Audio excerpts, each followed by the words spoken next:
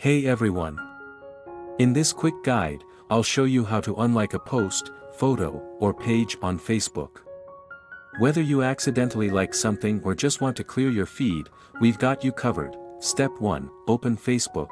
Launch the Facebook app on your mobile device or visit the Facebook website on your computer. Step 2. Access settings in the menu section. Step 3.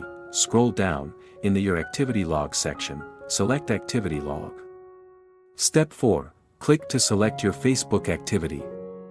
Select Comments and Reactions and on it will appear Manage Comments and Reactions, then select it. Step 5. Once redirected, you will see a list of your activities on Facebook.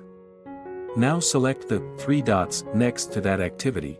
Step 6. Finally, select the tasks on it, can be unlike, remove reaction, view profile, view, so you have unliked a post, a video, or an activity on Facebook.